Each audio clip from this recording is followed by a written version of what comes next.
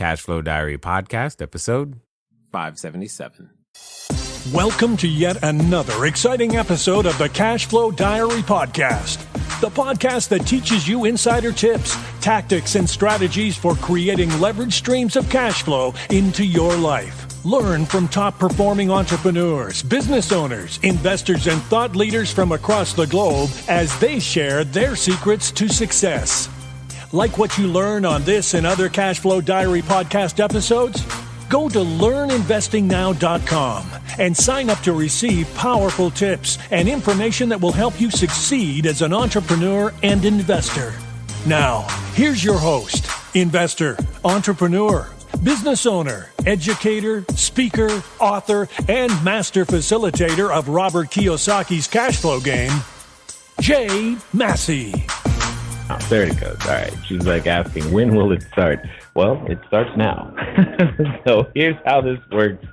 For those of you who are here for the first time, or maybe the 100th for the first time, as you know, you've got chat rooms below, so make sure that you type those in because many of those chat rooms are connected to my computer over there. Some of you want to give us a call at 417-344-2274. Again, that's 417-344-2274. You probably see Megan in the chat, and she will be the one that you will talk to, and then she'll put some details on the screen for me, and then you and I can chat and get your questions answered. For those of you that are students, feel free to call in, but make sure that you put it inside the Facebook group as well, so that if for some reason I need to see it, I can do so by looking right here. So either way it goes, it is what it is. With that being said, nice. So I see some of you have noticed my hair is missing. Anyway, it is what it is. That's what happens. Thank you for those kind words. Hey, and I see Ernesto, Robin, Donald, or what is going on? Anthony Pantano, how are you, sir? I'm glad that all of you guys are here. Again, for those of you inside the Facebook group, just like I said, go ahead and let me make sure I'm looking in the Facebook group. Please let this be the right one. Nope, it is not the right one. I want to make sure that I'm looking inside the Facebook group so that I can make sure I see your guys' questions as well. There it is. There we are. I found you. Excellent. So that way I can get your guys' questions. We'll make sure that everybody's questions get answered today, kind of like we always do, because, well, that's just how it goes. So for those of you watching on any other platforms other than inside of our Facebook group, again, type in the chat below or give us a call at 417-224. What was that? Hold on. 417-344-2274. 417-344-2274 is the number for you to dial in. In the meantime, I'm here to answer your questions. That's just kind of how this has gone for a number of years. For those of you I'm meeting for the first time, hi. My name is Jay, and I have the privilege of having transacted lots of real estate. And by lots, I mean many different strategies, many different states. Hundreds upon hundreds of transactions, landlord lending, well, not necessarily lending as much as it is creative acquisitions, so that we ended up with mortgages, all kinds. I have a lot of experience. Obviously, we're focused on short-term rentals today and going forward for so many reasons, because we think that is the best place in order to make your start in the real estate world and put yourself in the best position to be a long-term landlord. So your questions around real estate, business, landlording, lending, numbers, whatever, put them in the chat or give us a call, and we will do our best to get them answered. And with that being said, how this works is very simple. If you have a question, we answer it. If you don't ask a question, then I guess we're done for the day, and we've just at least said hello. So hopefully some of you are talking to Megan. Again, that number is 417-344-2274. And for those of you, I'm going to start looking for some of your questions, and we'll get those answered. Let's see, scroll down. I see Della's here. What's going on? This is good. Christopher Arias, I believe. He is asking a very important question. He's like, are you still hunting after apartment deals? You know what's interesting is that I get this from time to time because when I say the word short-term rentals, for some reason, people think that somehow has nothing to do with apartments or I've somehow transitioned away. No, still love apartments, as I've always. And we just changed who we put in the apartments. That's really the major difference there. Because, again, for those of you who have had an apartment deal before, you know that net operating income is the name of the game. And most importantly, if you manage your net operating income properly and get it to go up, then so does the value. So short-term rentals provides a very unique opportunity for those of you who do have apartments to actually make that happen. So yes, Christopher, very much still in the apartment game. I don't see that changing. I really don't. I mean, that and commercial stuff is kind of where we're probably going to stay for quite some time. All right. Looks like someone is calling in. Not quite sure who. And okay, cool. I see you. Excellent. All right. So we have an individual coming from, what is this, Minnesota. Let's do this. This is going to be interesting because he's cold today. Let's see what's going on. And Russell, how you doing? I'm good. Can you hear me? I can. How are you? Trying to stay warm. Yeah, exactly. I was going to say, if you're calling from Minnesota, it's got to be a little chilly. So we're at 80 degrees today. Where are you guys? Oh, geez. I woke up, it was 16, I know. I'm not really sure what it's currently at right now. 16? Yeah, it was pretty cold. Low 20, for sure. Awesome. So how can we help other than transporting our son to your side of the world? Okay, I had a guest check out today who was also a host. So they were obviously great guests. Good. Is it? This is always a fun part when the guests are hosts. But okay, let's hear how this goes. Yeah. So no, it went well. And I had an idea, right? Because they left a message as they checked out and said, "Hey, we finished all our laundry." I was like, "What?" Because most guests don't do the laundry.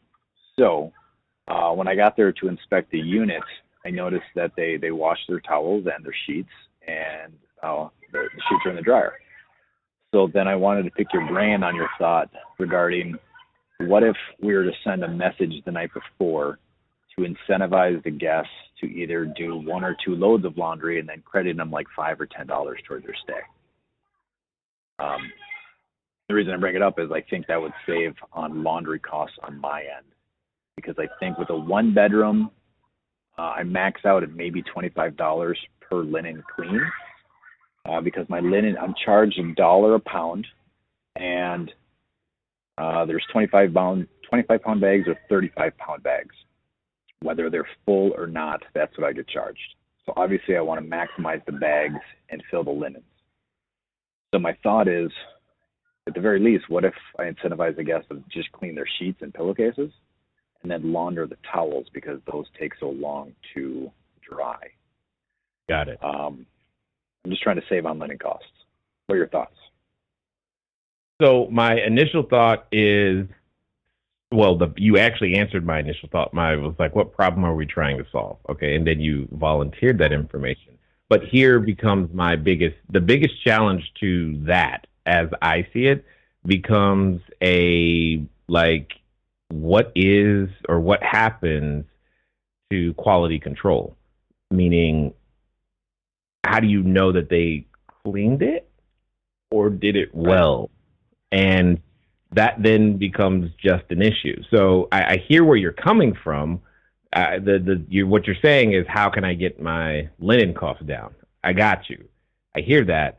I don't think that's the best way to do it because, again, quality control becomes the first thing. And as soon as that goes out the window, the next person, the very next guest, or even worse, you credit them back. They did a horrible job, and then the cleaners get there and go, "These sheets are. I still have. You still have to wash them. So now you've paid twice, if you will, in order for that to happen. So that's the thing that I think you lose control over in that particular scenario. Does that make sense? Yeah, I get that. I wouldn't see an immediate credit right away. What's that? I wouldn't really give an immediate credit, right? I think you'd have to trust but verify. So totally the cleaners verified that, yeah. But I also will say this. I tend to shy away from that, asking the guests to do anything. If they do it on their own, great, wonderful. But the other thing that strikes me as funny, or I know will strike some as funny, and I'm not saying it's you or anyone in particular, but I do know for a fact that some guests will take offense to you're asking me to do laundry, and that'll show up in your review as I can't even believe they asked that. I thought I was supposed to get service. Because they'll take it as, and I'm not saying you would mean it this way, but they could take it as, do the laundry, otherwise we're going to give you a bad review. I got that. So that's really those are the things that get them, that become like concern for me, if you what you're talking about. Sure. I've seen that happen. I've seen communications from guests regarding like my departure checklist. They're like, "Oh, why do I pay a cleaning fee?" So I get that, the responses. So yeah, I get it. And I'm assuming you're using a fluff and fold in the area. Yes. Okay. And are they doing delivery for you as well? Yes, pickup and delivery. Okay, great.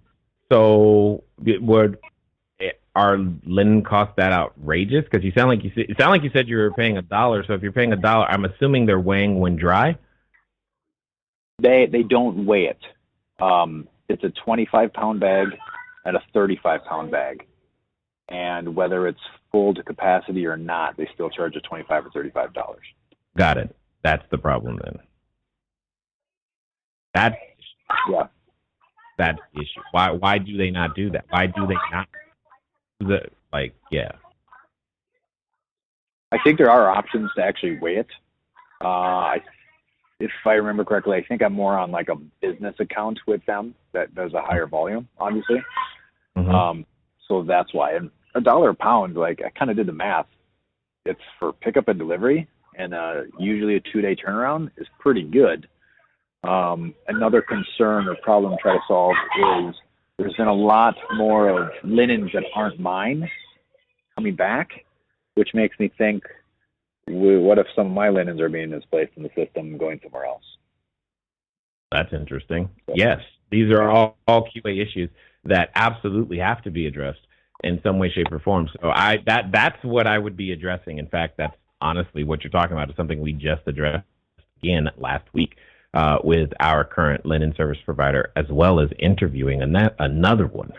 So I would definitely I would only want to pay for my weight, weighed dry, and if you're having issues where random items that aren't yours showing up, that is clearly a sign that they are trying to be efficient in terms of whose stuff is getting washed with whose, and they're not paying attention because you should only have in my mind, your stuff should be washed with your stuff, because otherwise it's going to get really hard to keep that stuff separate as you're experiencing. Okay. Well, and then the other thing is sometimes, and I've had this happen, your guests contribute items unbeknownst to you, and then those suddenly start showing up inside of your stuff. So that is also a possibility. So if I'm giving the linen service the benefit of the doubt, if your guest has decided, hey, I want to buy some extra sheets or buy, I don't know, something that you're like, I didn't buy that, but it starts showing up, that is also a possibility. I know I've had that happen. Oh, sure. Okay. In my departure checklist, I request that they kind of strip the bed of their sheets and then throw towels in the bathtub. And one guest brought up, like, well, why do I have to strip the bed? And I'm paying a linen or a cleaning fee. And I said, well, it helps with guests not forgetting as many items. They're actually being proactive about actually going through the towels and sheets and kind of picking up stuff and looking. And I've seen less things be left. So when I explained that to her in my best hospitality type message, she's like, okay, fair enough. That makes sense. So. Well, then if that's the case, that's actually a good idea right there. So that one might get inserted into some of our messages now that you've just put that up there like that. Yeah. And what I would say is then put that, be upfront with that in the message, in the checkout message, instead of having to hope for them to know why you're asking. Tell them why you're in the checkout message immediately, so that, because somebody is invariably not going to ask and go, he made me work. And you know this. So just tell them, hey, to assist you, we have found, or something to the effect of, hey, we have found that when our guests take the time to strip the beds, so we're asking you to strip the beds because when our guests do this, we have found less items left behind. So instead of charging you some shipping and handling and all this other stuff, anyway, you get the idea of where I'm coming from. I would put that in the original message so that there is no doubt as to why you're asking, and it can't be misinterpreted as, you know, they're trying to make me work. Now, that doesn't mean someone isn't going to be cynical and still say it. But, you know, the point is at least you tried. Does that make sense? Yeah. Oh, yeah, I totally got that. Okay, that's a good idea, being proactive. All right, dude. Well, try to stay warm. Cool. Okay, cool. Thanks for taking my call. No problem. All right, let's get over to San Clemente, where it's a little bit warmer. Ignat, how are you, sir? Hey, Jay, I'm doing okay. Good to hear you. Wanted to give you a quick update on last meeting. So it basically, what happened was what we thought was going to happen, and it's got rescheduled to a December 3rd meeting. The good thing, you're right, December 3rd. The good thing is there was not a lot of opposition. Actually, there was no opposition that showed up at the last meeting. And then the city council only heard the good stuff from us, but I know they got the letters from the neighbors as well. But for the next one, they're going to resend all the invitations, all the notifications through the mail, through snail mail to all the neighbors. And we do expect them to show up. And I remember you mentioned to let you know ahead of time, and if you're able to attend, that would be so awesome. Yeah, that's exactly why I asked what day when you said December 3rd. So, yeah, I'm putting it down now. So I'll definitely, I will make it, well, it'll, obviously, that's still a Tuesday, so it'll be like right after I'm done doing this on December 3rd. I will head down there. But that would mean a world to me. No problem. I also spoke with Marcy, and she'll probably be able to stop by. I know she added it to her calendar. Anything else you need me to do to maybe remind you or anything like that? I have a feeling, Ignat, knowing you as I do, you won't let me forget. All right. Sounds fair. Anything you would recommend getting prepared on my end? I'm going to write a letter to city council member. I'm rallying my other troops. I'm trying to get maybe another neighbor of mine or San Clemente residents to show up on my behalf. Anything you would recommend to prepare for that meeting ahead of time? No, I think doing the things that you have always done by following the system and operating the way that you have, those are the things you should have been doing, right? Right. And you've already doing them. So if anything, it's documenting what you've already been doing, which is far and above any sort of requirements that they would have otherwise given you anyway. So that's what it's down to, is you're going to be demonstrating your competence and how you actually followed the system and made this whole thing works. And if you have if you want brownie and bonus points, if you happen to have been giving referrals to certain businesses, if you can get those businesses or business owners to show up with you, it'll probably be a good idea for you. I mean, because if you can it's one thing for you to say, and we, are bringing revenue to San Clemente, extra sales tax, blah, blah, blah, blah, blah. It's another to have the restaurateur or the whomever there who can say, yeah, absolutely. We see 5-10 of his customers every month, and it's great. So, if you have anything like that or relationships like that, then that would also be helpful for you. Got it. Yeah, that's a good. I also had an idea, and I didn't get a chance to do it, but I'm going to start working on that. Reach out to my other San Clemente residents who stayed as short-term rental guests and ask them to come out and give a testimonial. Oh, there you go. You got it. Yeah, that's good too. Killer. Let me share one thing with you that I didn't get a chance to share with you last week. The noise aware system, right? The zoning department approved my permit. I comply with all of their little regulations. And when they gave the approval for the permit, for the short-term rental permit, they actually, because I texted them extensively about, noise properties and all that. So I mentioned on the noise aware design. So as part of the short-term rental permit, they kind of made it a requirement. Hey, you know what? We're going to ask you to make it a requirement for you to install these noise aware devices. I'm like, okay, no problem. We're already doing that, So that's an interesting point right there. The city made it a requirement after I told them what it is.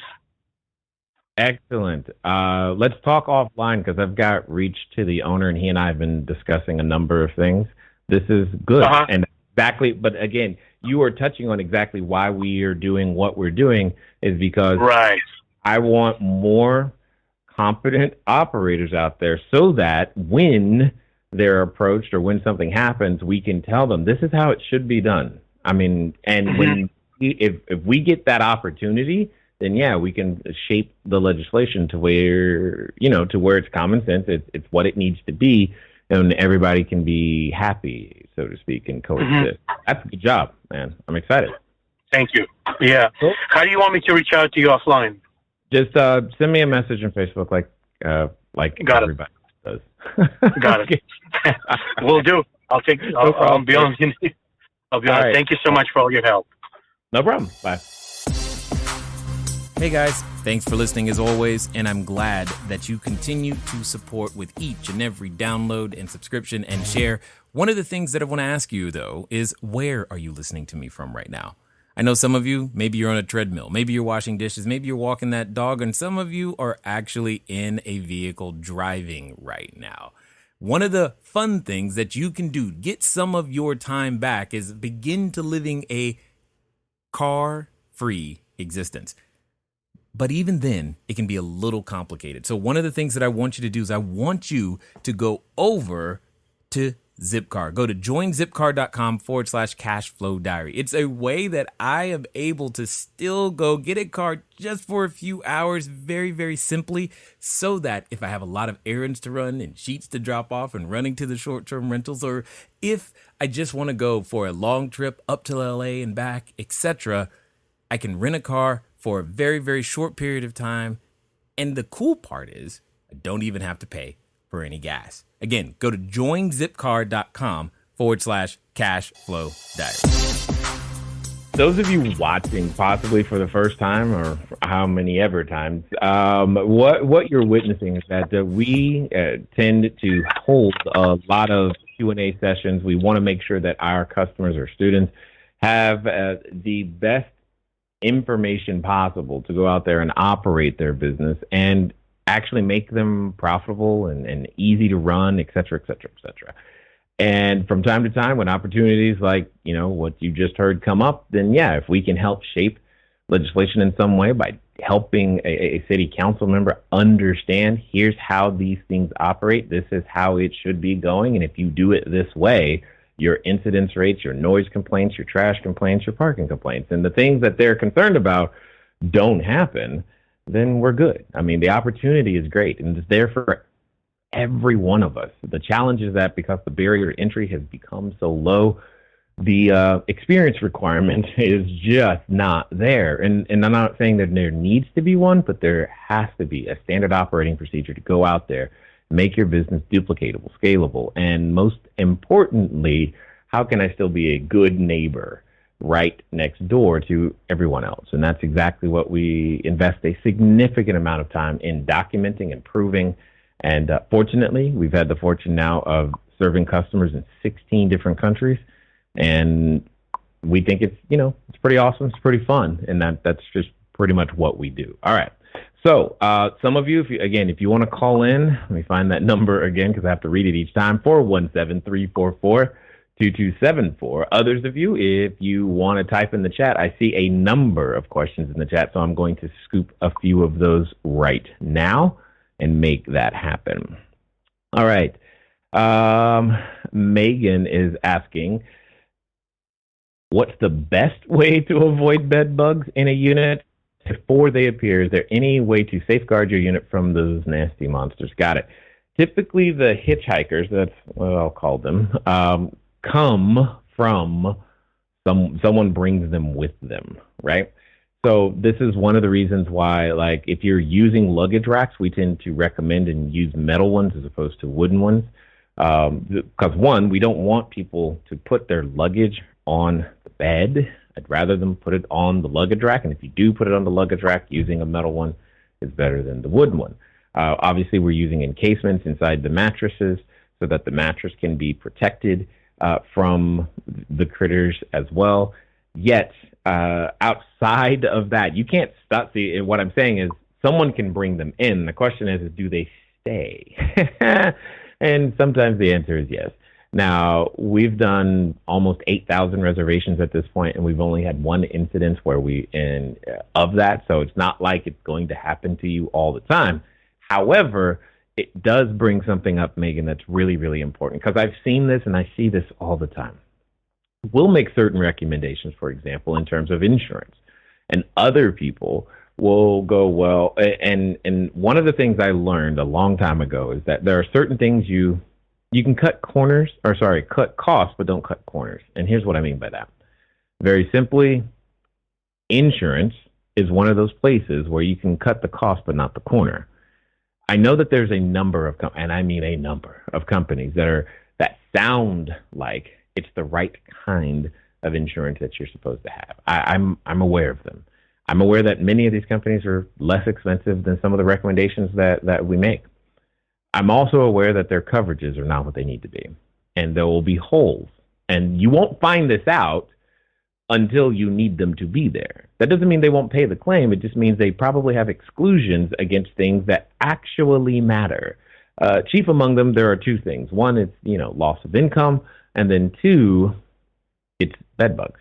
And that can become a really serious thing. I mean, it is not uncommon for a bed bug infestation to cost you thousands of dollars to remediate, not to mention the lost revenue or lost revenue potential. And if you are happening to be operating in an apartment building, you need to be prepared to also treat the unit above, the unit below, the unit to the left, the unit to the right, or the unit behind, or the unit. You get what I'm saying. So there are many additional things to consider, and I don't always understand the thinking, but some individuals will choose, hey, well, this one's cheaper, so cool, it's the same thing. And unless you really understand insurance, and that doesn't mean call your broker, the guy or gal who sold it to you, and ask them, hey, is your policy the same as this? You really have to take the time on your insurance piece to know that you have the proper coverages, because the worst situation you could ever possibly put yourself in is realizing that, cool, you may have saved $100, $200 a year off your insurance premium, but now you're stuck with a claim that you did not, have not, cannot properly prepare for because, well, you tried to, save the money there. So it's just certain things to think about when you're trying to operate a business long term. Insurance is just one of those places where you kind of get what you pay for. So just keep that in mind and do your best to avoid the bed bugs in the first place. All right. Let me see. Let's go to Mary. Oh, hold on. I've lost is anyone on the phone? Yep. See, it logged me out. Give me a second. Logging back in. No. on. There you go. Boom. Nope. Just totally logged me out of my phone. Huh. Anyway, I'll log back in right now. So let's see, Mary. Hi, Jay. I'm trying to go back in the mastermind to review how to price discount when we put up a new unit. However, I'm having trouble finding it. Also, when you did NPP, I thought there was a copy of the spreadsheet format, which I am trying to locate as well. Yes, inside the NPP product, No Pride Pricing, is a copy of the revenue and expenses. That's in there. So if you're in the NPP module, you'll be able to see that. If you are, let me see, how to price discount when we put up a new unit. Got it.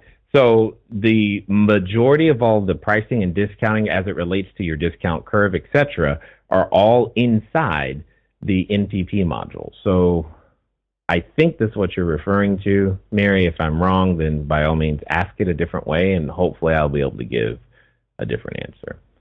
Okay. Hey, Gina, what's going on? Gina Alexander. Everybody, she's, I believe, running for city council, if I'm not mistaken, in Gardena. I'm guessing, Gina, if I got that wrong, I'm sorry. You can tell everybody, though, in the chat. John, who's that? Mary? Robin, right here says it's in NPP under downloads. There you go. I love it when people help each other out. Hey, Jonathan, how are you doing? How do you get around the key fob issue for front door of apartment buildings? Should I avoid? I'm not seeing a complete thought on that second part of the sentence, so not sure where you're going with that. But I will tell you this, inside Module 3, inside the Mastermind, Jonathan, I don't know if you're a student, but I'm just saying, for the students, you'll get a more full explanation there. But at the end of the day, you don't necessarily get around the key fob issue. We tend to leave those key fobs inside the unit, and we have to get the guest to the unit the first time. So that's typically what we can do. Now, sometimes what we can do is use a lockbox, if you will. That is also has worked. Some students, depending on the level of customer we're talking about, you can obviously also meet the guest. But again, like I said, it's level of service that we're talking about here at this particular moment in time. All right. For those of you who are watching, if you wanted to call in, that number, where is it? oh, give me 1 second. I can't wait till our graphics get fixed again. It's 417-344-2274. 417-344-2274. Feel free to call in. In the meantime, I'm going to keep picking up some of these questions. You know what? Let me check our student Facebook group and see what we've got. What is that? Emily, she said on current question, if I'm a guest being offered the incentive to wash my sheets for a credit, I'm going to question if my current sheets are truly clean. Well, there's an interesting idea. I didn't even think about that, Emily. Yeah. Ew. Yeah. Russell, there's another reason to not do that. So anyway, Frank McCormick is asking, where can I find the templates for messages to clients? Frank, inside the Mastermind product, under the download section, is a PDF. I forgot how many pages it is, but you have all the templates, and we've put the templates in there with the variables so that you can, in a lot of cases, just copy and paste. Let's see. LaShawn says, hello. Hey, how are you? And Robin says, just implemented NPP this week and was able to get a 2-week booking on one of my units. Thanks for all the knowledge. Robin, you are quite welcome. And for those of you wondering, like all of a sudden there's a whole bunch of pricing conversation going on. And I think I know why. Because as you enter into your lower seasons, pricing becomes important because not like it wasn't important before, but you start to see if you don't adjust, if you're not doing dynamic pricing in some way, shape, or form, you are either, well, you're leaving money on the table or you're having higher vacancy than you actually could have. And I think that's what's happening is that people are making that transition. And as they make that transition, they are understanding that they need a different strategy for that particular season, and that's great. And I'm glad that, Robin, that you've been able to do that, as well as many, many others. So this is good.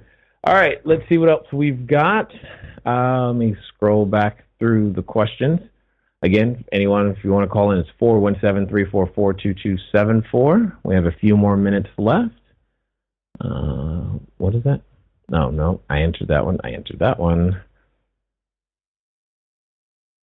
William Boyd. Let's do this. Hi, Jay. I have an opportunity to buy an 8-unit apartment building. That's awesome. 5 units are vacant and 3 units are occupied on month-to-month lease. All units are going to need to be rehabbed. Okay. I would like to use all the units as a short-term rental. Okay.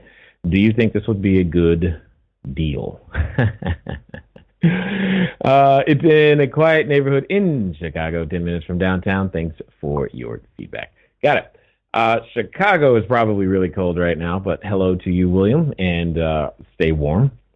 With that being said, do I think it's a good deal? Now, some of you who have been here for a while or known me in any stretch of the imagination, you know how I feel about the words good deal.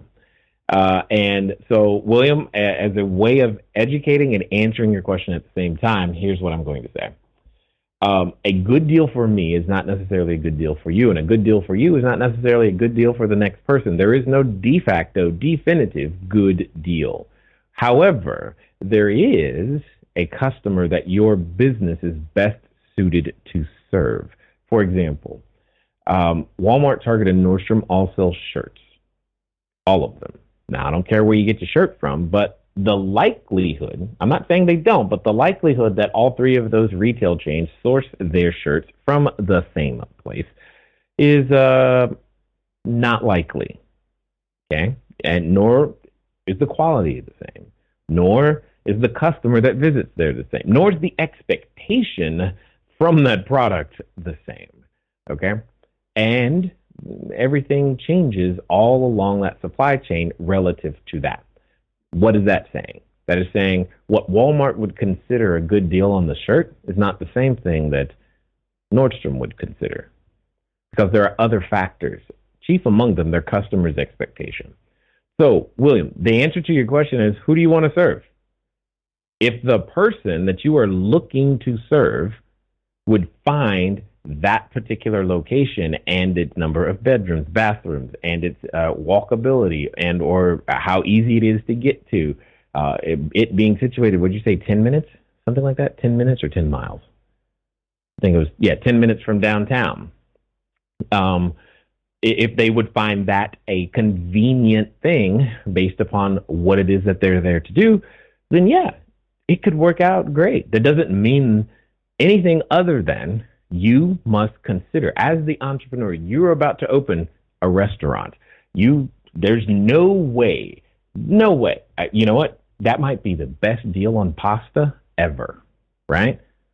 But if you're opening up a Greek restaurant that's only going to serve various salads, do you really need it's not a good deal for you. You're not going to use it.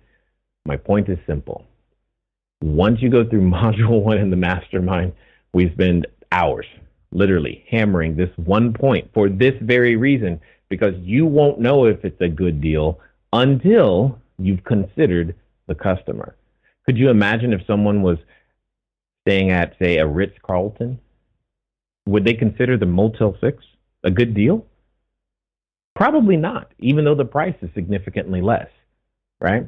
And would the person staying at the Motel 6 consider the Ritz-Carlton a good deal?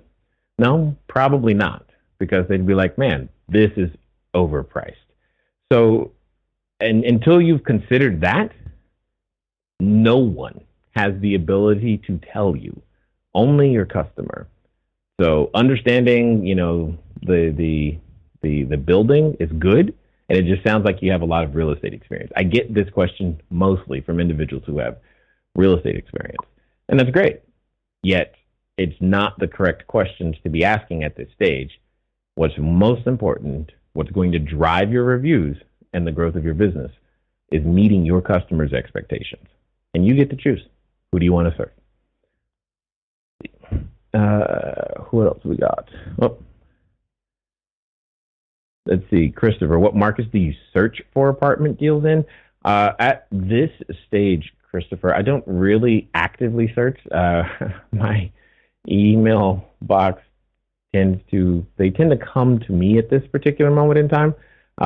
We're not being proactive in looking per se as much as we are there coming to us. However, if I was being proactive in looking, Long Beach would be on the list for sure.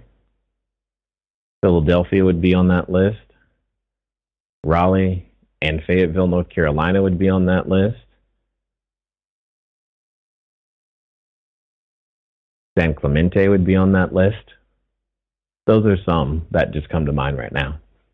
So let's see. Monty, I stayed at an Airbnb recently, and they asked me to do some cleaning at the end of my stay. Not a cool experience. I don't clean up at a hotel. Exactly. So, Russell, you clearly struck a chord with your idea here. So this is the feedback that's coming in. I'm going to suggest we not do this ever because it's just not working out. Is it me? Am I blurry? I don't think. Oh, I know what happened. That's this camera, isn't it? This camera was blurry for a second because what happens is that it does this autofocus thing and it'll focus behind me, and then I can see it now. So I should be good. Anyway, we all good now. Thanks for the info. The background is in focus instead of the foreground. Yep, that's exactly right. I get it. Here, better. It's okay now. Yep. What in the world? South. Okay, I'm going to keep scrolling because I'm trying to figure out where the questions are. Okay, you guys are having a complete conversation without me. And got it. Italian Emperor. Interesting name for someone on YouTube right there. What are ways you can find owners that are willing to do subleasing for Airbnb? Got it. So here's a couple of things that I can tell from the way this question is asked, that you're not yet a student, Italian Emperor, and that's fine. Thank you for asking. Thank you for being on the YouTube channel and watching and all of those things. A couple of things to make sure that you understand. You are not a subleasing. That's really important to understand. And you do not have an Airbnb business. I know the common nomenclature is I have an Airbnb business. That is so false, so wrong. And it limits the capacity. If you start off thinking that way, it is what it is. Anyway, don't do that. You have a short-term rental business. You provide short-term housing. Anyway, a whole nother day. What it comes down to, though, is finding a landlord isn't overly complicated. And not to make it sound overly simple, but look for a for rent sign and call it. And I know that sounds like, yeah, but I have all of these other questions, and I understand because there is a system to how to have that conversation and how to talk about what it is that you do so that you're in a position, and you're in a strong position and a good negotiating position to actually get what it is that you need. And I'm not trying to gloss over that, but I will say this. If you just want to begin to understand that, we have a completely complimentary presentation you can go to at cashflowdiary.com/star. We cover this so that you can, I think even in that presentation, I give you a script of what to say so that you can at least get the conversation started with the landlord going in the correct direction to be able to make that work. Again, that's cashflowdiary.com/star, STAR. And start there is what I would say. Obviously, there's more to it, but at the end of the day, that should at least get you going. All right, I see another person on the line, so let's see if I can't pick them up here. And I believe I'm talking to Dee Dee. Do I have that correct? That is correct. Awesome, Dee Dee. It's telling me you're near Philadelphia. Is that true? Yes, suburbs of Philly. Awesome. I just got back from Philly a couple of weeks ago. You have an amazing city. Absolutely. Thank you. Yeah. I actually converted my garage to a carriage house. To a And I what? have three. A carriage house. Oh, okay. Continue. I guess you guys call it, I don't know what you call it out there, casita or whatever. But anyway, so I have 3 units, 2 studios and one bedroom. Okay. And what I mean, actually, they're doing amazing, except for the 1 bedroom. Tend to people they want the long-term rental. They look at it and they say, can I rent this for 3 months? Can I rent this for 6 months? Can I rent this for 30 days? And I want to try to figure out how I can prevent that, because I'm losing a lot of money. When I'm looking at the algorithm, I'm making more money with these tiny studios than I'm doing with the 1 bedroom. Okay. And now, okay, so a couple of things. So that I can have frame of reference, are you currently a CashFlowDiary student? Because that'll help me answer you differently. No. Using the right language. Okay, got it. All right. I But didn't I will think be. on what you said, but I think I now, okay, got it. I'm sorry, you have what? I said, but I will be. I appreciate that too. All right. So here's a couple of things. Similar to the last thing that I said a second ago. Well, let me ask this. Are the 2 studios and the 1 bedroom apartment in the same building or same location? Yes, same building. What I did was I converted a 4-car garage to 3 apartment or apartment units. So it's part of my property. I own it. Oh, so it's attached to your residence? No, it sits behind the residence, way behind it. It was, yeah. So if I'm looking at this properly, then what you're really saying is what was for lack of a better way of putting it, a single family house with a detached, really large garage, now a second dwelling on that same parcel of land. Yes. Got it. Okay, understood. And then I'm assuming the 1 bedroom is upstairs and the other 2 are downstairs? No, they're all on the same level. It's a single floor. Interesting. Remember, it was a garage. It was 4-car garage. Well, yeah, when you said 4-car, so again, it's the California. There were 4 bays. Some of our 4-car garages are 2 stories, so that's what I had in my head. Oh, no. It's single unit, single floor. Okay, got it. Totally understood. Now, with that being said, first of all, the phenomenon that it feels like you're experiencing is very true. I tell people this all the time. I've got some 1 bedrooms and studios in LA, and I've also have some studios in Long Beach, and I've got 1 bedroom and in Fullerton, 2 bedrooms in Fullerton. I've also been in the city of Costa Mesa and Irvine and Dana Point. I've been many places, and it is not uncommon for a smaller square foot location to actually outperform a larger square foot location, especially on a net profit basis. So that does not surprise me that you are experiencing that at all. Oh. Now, is the question, should I convert the 1 bedroom to 2 more studios, or like really what's the challenge? No, that's not going to happen. It was going to be my retirement in-law suite. So, no, I'm just renting it out for the time being on short-term rental platform. Okay. But, I mean, so long as it's making money, I get that it's not making as much, but if it's making money, then there's not I get you, like, how can I make more money? Exactly. Yeah, I got that. And that typically what tends to happen is the customer who is using or is okay with a studio, like, for example, because of our Long Beach locations, they tend to skew towards a younger demographic simply because they're mostly studios and they're not typically our family style product. That's not to say families won't stay in a studio, but I have learned that a family does kind of prefer some privacy, specifically with the wall, and that can make a huge difference. So they're all very private units. I'm sorry. They're all very private units. They have Sure. parking directly in front of it. But I think the reason is because I'm in there's a kind of high-tech business area. Okay.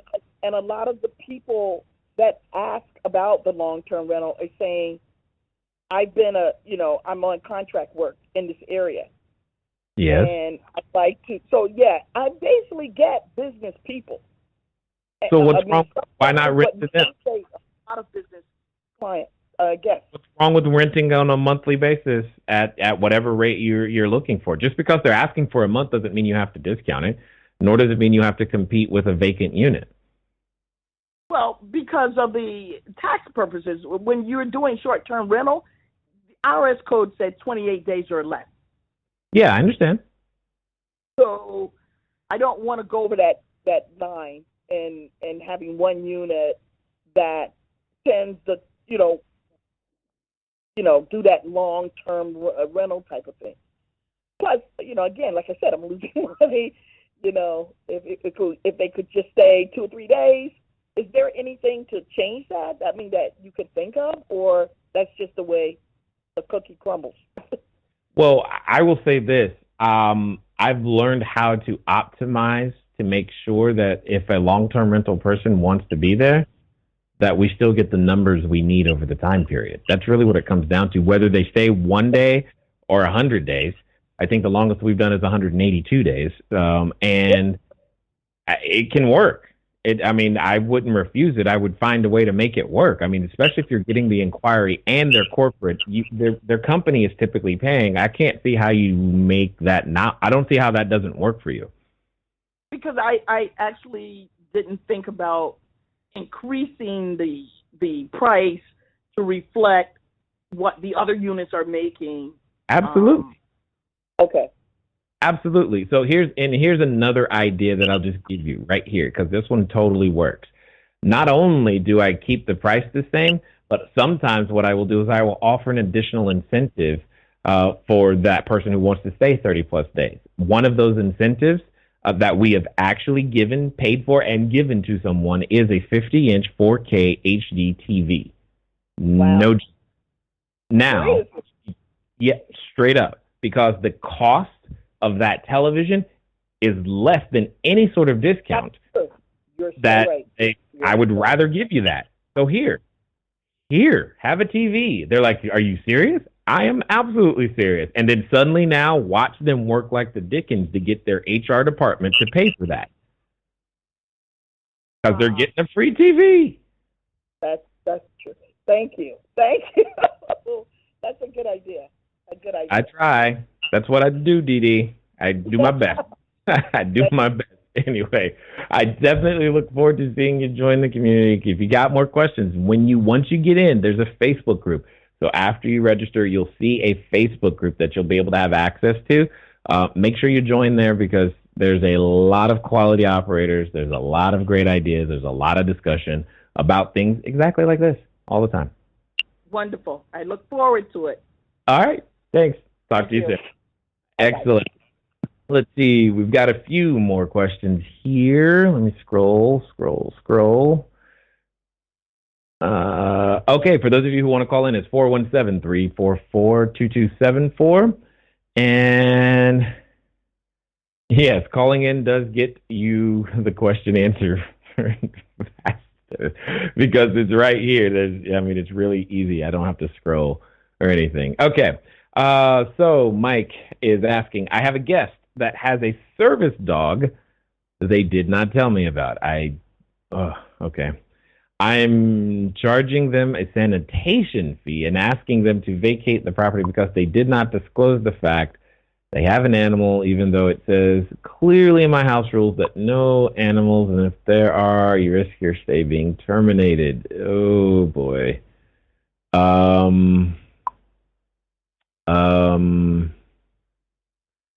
This is problematic so far. I see you typed something in.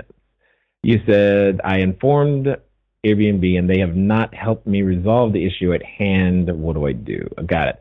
So, all right. I forget what state you're in. Denver. That's right. You're in Denver.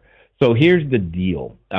When you are working, oops, see, there it goes again. And I'm out of focus again. And here I am. Why does this camera do that? I've got to figure out why this camera does that, because I don't know. All right. I will figure it out, but I'm back. Anyway, Denver. I'm not as fluent in Denver ADA as I am California ADA for obvious reasons. However, I will say this. I'm going to make an assumption that the ADA is very strong, and I think what you're creating is a very problematic situation right now. I know you want the animal gone, but if it is a legit service animal, you're probably going to have a problem here. That's why, because right now what's happening is that I don't think Airbnb knows even how to respond to you in this particular situation or instance, because whether they disclose or not, that service animal is there. I know how you feel. You feel it taken advantage of. You feel like you should have said something, et cetera, et cetera. Now, the only thing you can do is to help them understand. Like, see, in California, I know for sure, and I know this is also true in Arizona, is that it's actually against the law to declare an animal a service animal that's actually not a service animal. Now, you can't overtly ask them about it and all these other things, but you can remind them and say, hey, okay, thank you for letting us know that this is, I popped out again. Thank you for letting us know that this is indeed a service animal. And because it's a service animal, then what you can do is remind them of what's required and let them know that the state has these penalties for falsely declaring a service animal. All right, so that way the expectation is still set. For example, one of the expectations is simply that the animal be with the handler at all times, meaning you can't leave them there in your unit, which is great, because there's not much you can do about that. There's a number of requirements. My point is simply saying this is, if for some reason this person is not working with an actual service animal, and notice I'm not saying emotional support animal. I just want to be really clear about this. Then you may remind them that there are consequences for false actions. However, if that actually is a service animal, if there's damages due to the animal being there, then okay, that's one thing.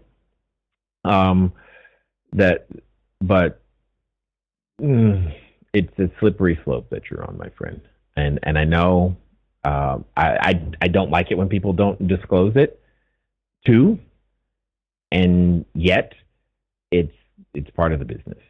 So keep us updated on how this develops, because I am curious. Very. Let me see. Let's keep going. Interesting call. Oh, so nope. I'm kept going once again. The call-in number 417-344-2274. They're saying they don't have to tell you that they have a service dog. Mike, they're correct. They don't have to. But they do, once they do disclose and it's there, they do have to follow the rules that are set.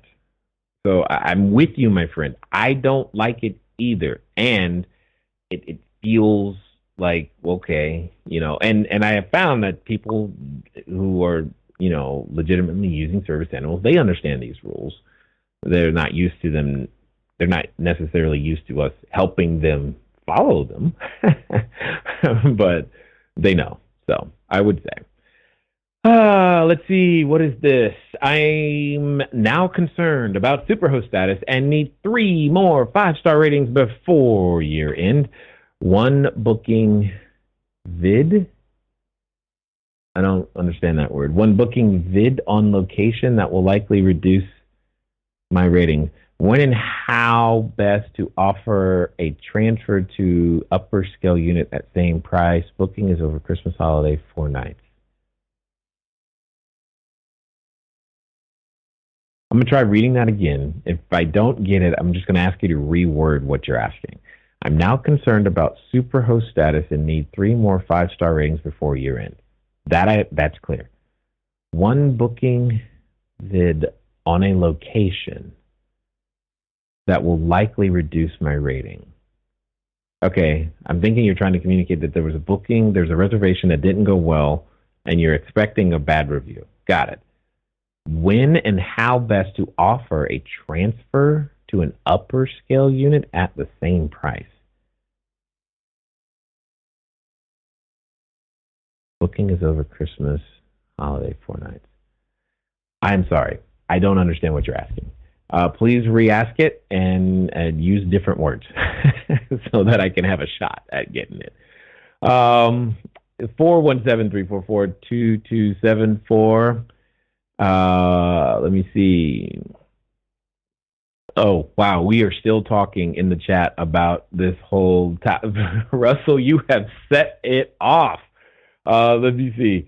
So let's look. Ladero is saying we only ask our guests to toss all the used towels in the tub. Okay, that's fine. That I can see that.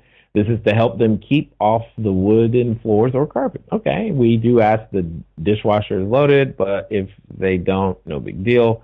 But we keep all items left behind, and if a guest doesn't request and pay for the return of the item, lost and found, or donate 15 letter. Yep, our lost and found is ginormous. Ginormous. Yep. Absolutely. Let's see.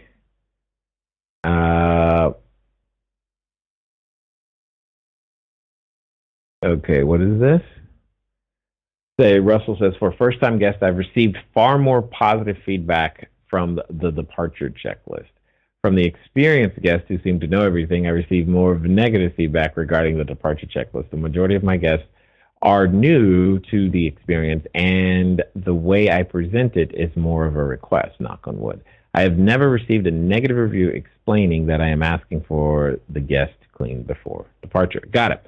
So, Russell, this actually brings up another unique feature of some of the systems and tools that we are always talking. Oh, I see someone.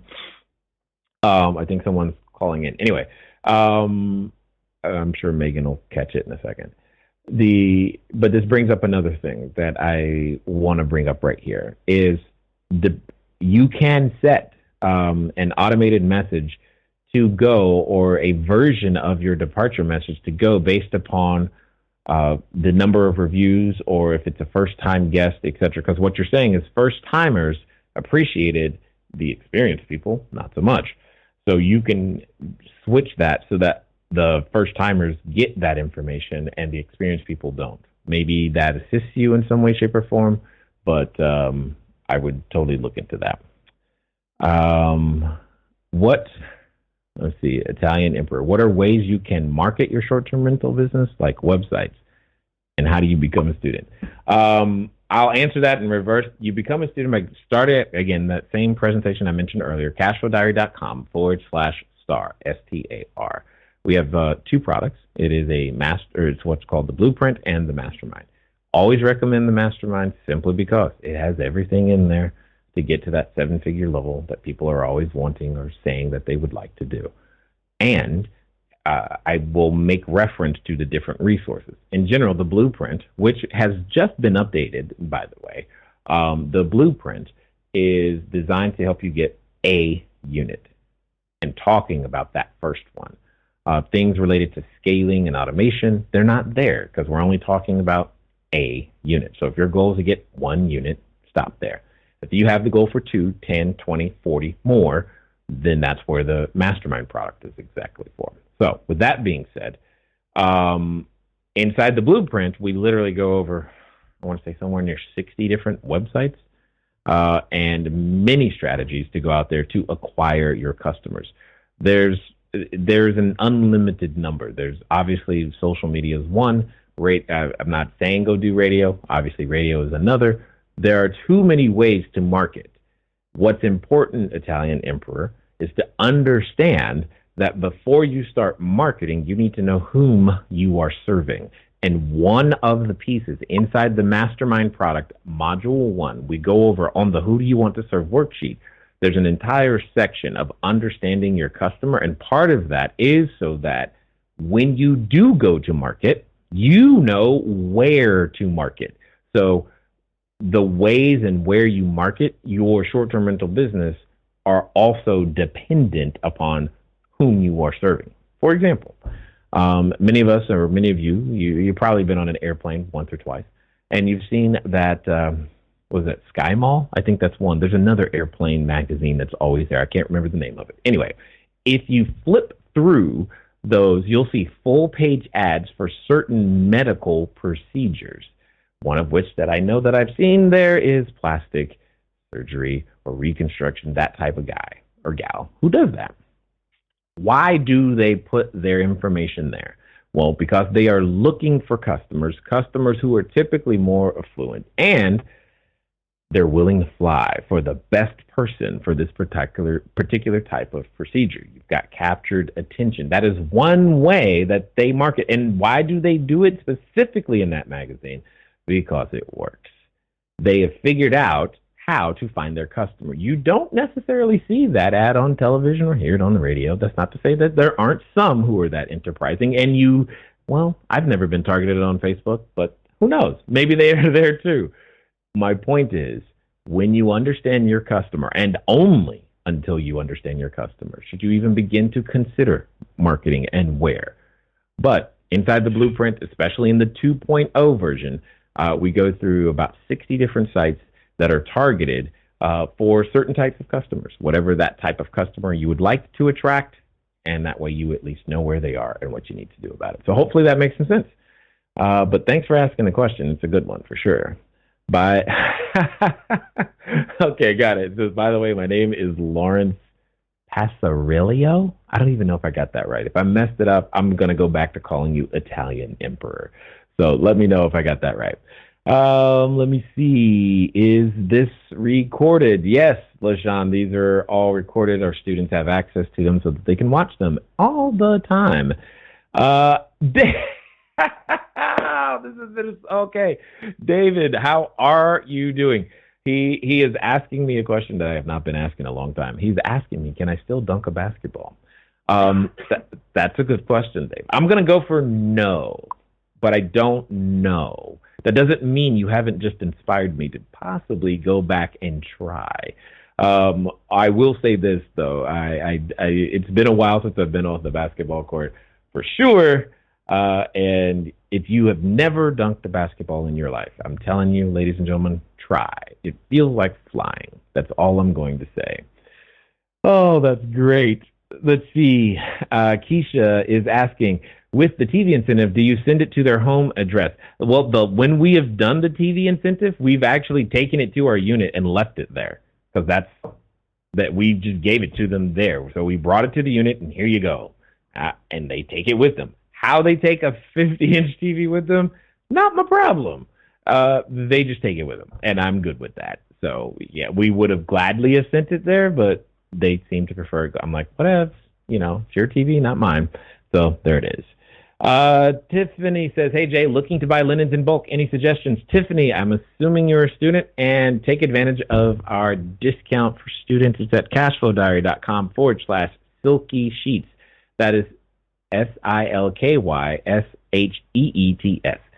So use that, and then when you get to checkout, it's CashFlowDiary 15. It'll give you 15% off. That's where we get our sheets from, and I promise you, we buy them hundreds of pounds at a time, and they definitely so bulk, no problem. Now, I see another caller on the line. Let's get this. Who is that? Mike, what's going on? Hey, Jay, sorry to hog your time. Yeah, you're doing fine, man. That's what this is for. It's easier than... See, here's the thing. There's a number of students who try to send me messages on Facebook, and then they get upset that I can't respond. They just don't understand. There's a lot of y'all. But right here, just the time that's carved out where it's really easy for me to go, okay, bring your question, and then I can get it answered. Anyway, what's going on, man? Okay. So it's like kind of two-part, but we started touching on it. It's the service animal thing. That part of that those people they're being very dishonest with what they're doing. They broke other house rules on top of that. Oh, I believe you. This So is part of frustrating. So I understand Right. what you're saying. I feel I've been in your situation more than once. Yeah. Okay. So yeah, I don't know. Well, I guess I'm basically so with those people they tried to resolve it with the Airbnb resolution guy, and they took forever to get back to him. So he basically was only able to talk to him at the end of his shift, and then he left without solving the issue. But they said they would pay for their extra guests that they didn't tell me about, but they're totally not regarding the animal. So I guess I don't have any leverage on that at all, even though that's in the rules, that the house rule, that there's no animals allowed. Correct. Okay. All right. It's kind of this weird double-edged sword. If they give the word service animal, there are just many things that the ADA protects from a discrimination standpoint that you as the provider of housing cannot do. Right. Including, well, then show me what they can do. You can't do that. Okay? You just can't. So they say they have papers for the animal and they can send them over, and they snuck the animal in there. So I the only reason I knew is because I saw the animal poke out in Vivint camera. Yeah, no, I told. Yeah, you're using the system. It alerted you. The system did what it was supposed to do. You're like, yo, that ain't right. I got you. And there's not much you can do about it other than help them understand. Then, therefore, here's the things we expect. Since you have a service animal, this is what we expect from you during your time here, is that you follow the rest of the rules. If you want the benefits, so to speak, you're going to follow the rest of the rules. Because typically the one that's broken the most is that they leave the animal alone. And they've done that, because I've seen the neighbor come out of their house and it triggers the Vivint camera, and the dog is barking at the neighbors. Yep, and those are hints that it's probably not a service animal. And and that's exactly, these are the things that you want to be communicating to them. Hey, thank you for bringing your service. And so you need to you can't use the word pet.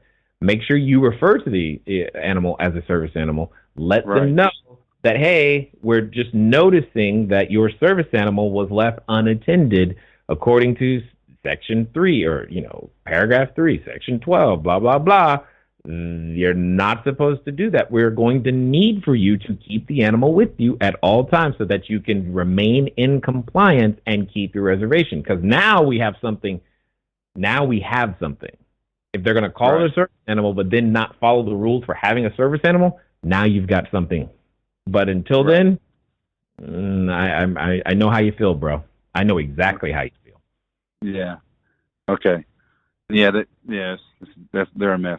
And then and then I have another guest that's trying to extend, but they're offering to pay me less than they've already paid me for the month that they're here, and they want to stay for 5 more months at a lesser price moving into the higher season. Yeah, and I already offered them the big screen and all, and they didn't bite on it. So is there any, if there's what's that? Now, let me ask you the question: would you still be profitable at the lower number? It's about $7, maybe $15 over break even. Why are we even having this conversation, bro? So I should accept it.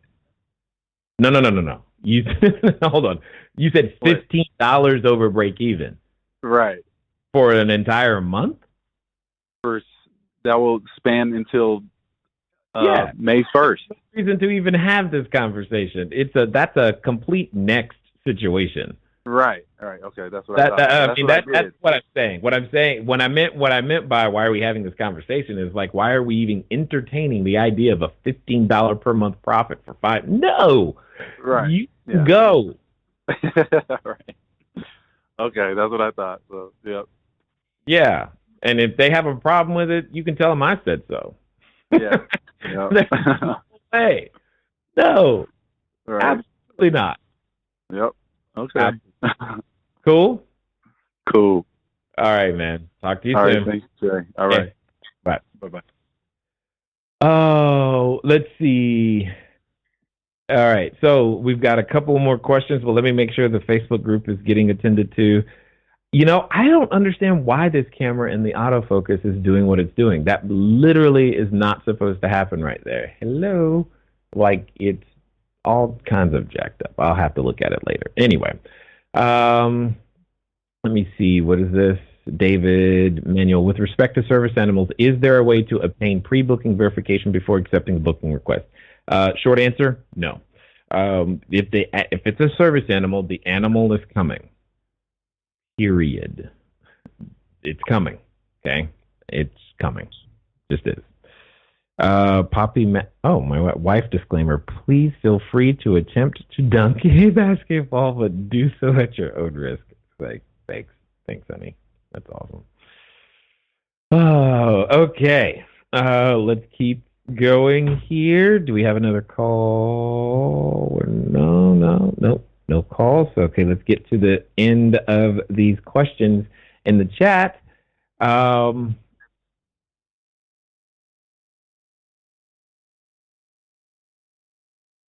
looking for the rest of the questions. I'm scrolling. And Italian and persist. Thanks. I'll check out the website. That's cool. Aaron Sayers, Jay, do you allow your students to use you as a reference? What kind of a reference? What do you mean? They usually, I think I know what you're talking about, Aaron. All right. So if I'm interpreting this correctly, Aaron, what you're saying is, hey, Jay, I don't have any experience yet, and I need the first one, and I think, here's my belief. My belief system is such that if I use you as a reference, the landlord is now going to say yes. Well, that's not quite true. And we teach you how to not need to do that. So at the end of the day, we want you to be your own person. That doesn't mean that now, especially from those who have been working in a local market, I've definitely helped, I've helped them get into buildings for sure, because either A, I'm probably going into that building anyway. So that definitely has happened, but it's also not necessary at all, Aaron, under any circumstances, because we're going to make sure that you are confident and competent. And one of the ways that we do that, for those who actually upgrade to the mastermind, you get an additional 6-hour training with me directly. And it's a group training. We do it once a month. And what happens is that I walk you through that process to make sure getting your first unit is as easy as humanly possible. I'm going to take you through that process and give you exact words, exact answers to the questions that come up most frequently, so that you can be as confident and as competent as possible from day one with 0 units, while making sure the landlord knows you have 0 units and it's okay. So that's really what it comes down to at the end of the day, is understanding how to stand in that space and still be you at the end of the day. So we totally address that and go through it, because, hey, we want to make sure that everybody's prepared and absolutely can handle it in any way, shape, or form. Looks like we have one more person calling in, so we'll probably make that the last caller, and I'm looking for the questions. All right, so Cindy Tups, what do you do when a guest book and have rental remorse? That's a good word for it, rental remorse, and want their money back. They call Airbnb and complain about getting out of their booking. Cindy, it's very standard. Our standard operating procedure is to stick, assuming, because when you say rental remorse, I interpret that as there's nothing wrong with the units, nothing was broken. It's just not what they, quote unquote, expected. For whatever reason, they had a different expectation. We did everything we were supposed to do, et cetera, et cetera, et cetera. We're going to stick to our cancellation policy. They're free to cancel. Obviously, we let them know that, and we enforce our cancellation policy. that's what we do. Unless there's some reason to not do that, then that's what we do, which most of the time means that's what we do. So hopefully that helps in some way, shape, or form. And then, let me see, going back. It says, basically, Aaron says, the department wants 3 business references minus bank and insurance. I have 1 unit now, basically only have 1 reference. I'm looking to grow. Got it. Aaron, that sounds like you're talking to something other than an owner-controlled building. Module 1, blueprint. Module 1, mastermind. This is exactly what we talk about, is going to owner-controlled buildings. Most of the time when I'm encountering those questions, that's where that comes from, is when I'm dealing with a REIT or something other than an owner-controlled building. So I would focus there. Build your resume, build your experience through owner-controlled buildings, so that when it comes time to, or when you want some of the fancier, flashier product, you're in a position to make that happen, because it can become difficult. You have to have a certain amount of business experience and acumen that you can communicate about in order to make these things happen. That's not to say it doesn't. It's just to say, I'm going to give you the path of least resistance. What you're endeavoring to do is already difficult. Don't make it harder on yourself by working with an organization like a REIT that has proven themselves to be more unstable, specifically for our business model, than what an owner-controlled building would do for you long-term. Let me see. I think I got that. I got that. And then I think I have a person in the queue. I'm guessing, I don't know if this is going to work or not. Is there a Sean there? Yes. Hey, Sean, how are you? I'm good. How are you, Jay? So far, so good. So far, so good. How can I help you? So I have a question regarding when to use VA. My understanding from your teaching is like we do like hooks in Guesty, right? We also have Guesty staff answering questions. Do we use Guesty for the non-business hours? Okay, hold on. I mean, the VAs. When do we use I understood what you said. I just want to make sure I heard you correctly. Well, actually, I just have a very basic question. Are you currently a CashFlowDiary student? Yes. Got it. Okay. We've migrated from Guesty a while ago. Because we found them just to be too expensive at the end of the day. Too expensive relative to what it is that they have to offer. Now, that especially as you scale, that percentage of revenue model that they've been on, and especially since they've taken more investor capital, has been, I'll just call it problematic. Now, with that being said, what we do today and what we've typically done is we will hire and train our own individual customer experience teams that have proven themselves to be more reliable, more consistent, and actually able to deliver a higher quality experience at a lower price than what Guesty was able to do. How many units do you have, Sean? I don't have any yet. I'm still like learning. Got it. Yeah. So I wouldn't concern. All right. So one of the things that it can be difficult to do, I wouldn't worry about the VAs. Well, let me put it this way. The system that we have, you can run it, quote unquote, yourself with very minimal hours in the day until about 30 units. Now, from a quality of life standpoint, you may make other decisions sooner, and that's completely fine. So typically that happens for a lot of people around somewhere between 15 to 20 units. They start to feel the pressure of like, man, I want someone else to do this. Or if you've done it long enough, you just get over sometimes the attitude and the feeling that you can receive from guests whom you are serving. In fact, hospitality is one of the industries that has the highest turnover ratio. So it kind of makes sense, is really what I'm saying. So I wouldn't be surprised if you felt that way. It wouldn't shock me at all. Now, with that being said, I would encourage you to more strongly build, because see, here's what it comes down to.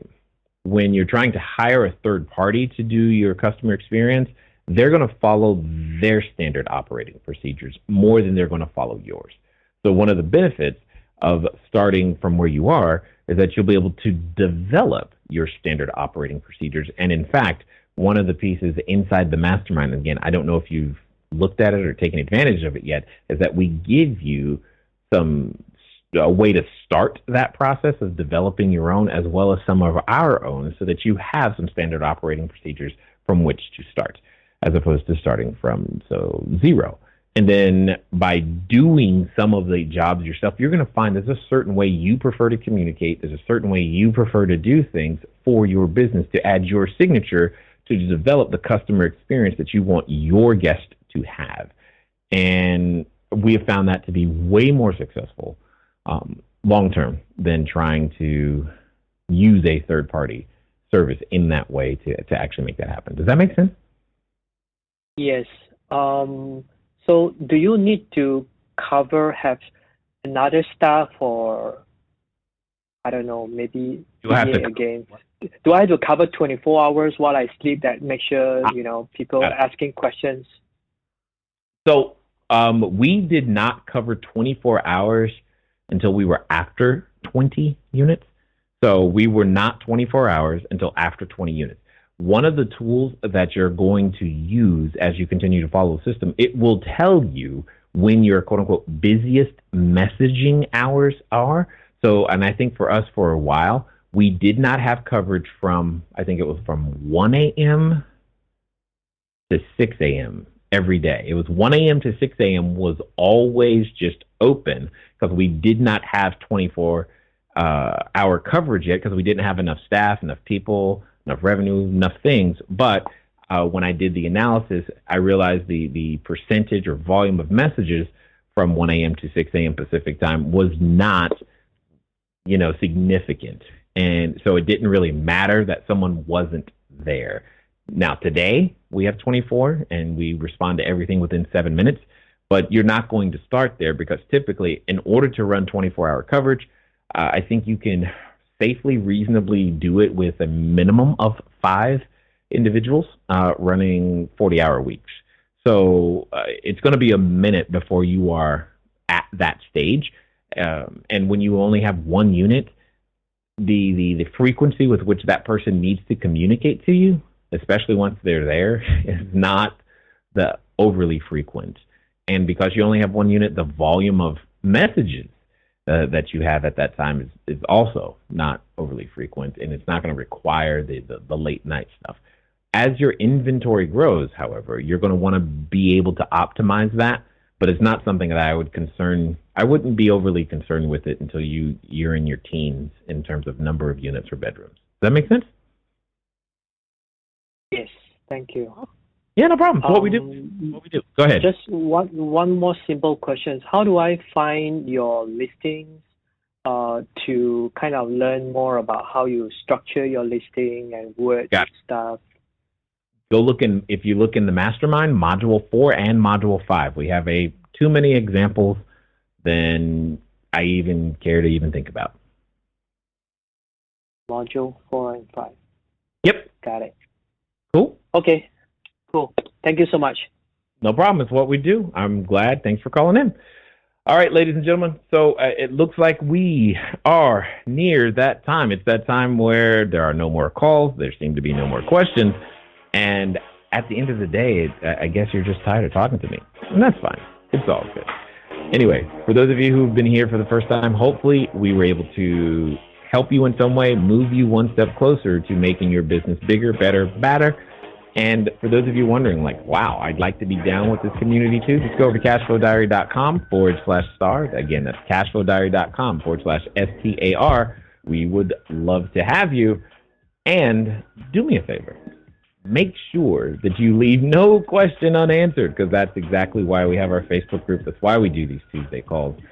Because at the end of the day, you make no money on an opportunity you don't take advantage of. Ladies and gentlemen, it's been fun talking to you guys today. I look forward to talking to you soon. Until next time.